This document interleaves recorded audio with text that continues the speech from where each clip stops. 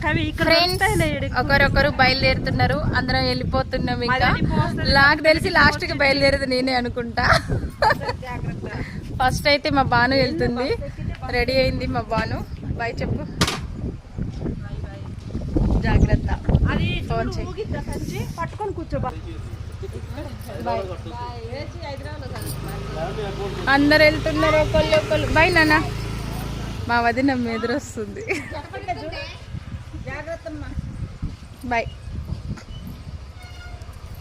Banu, phone చేస్తుండు. ఒక candidate వెళ్ళిపోయింది, ఇంకొకరు రెడీ అవుతున్నారు.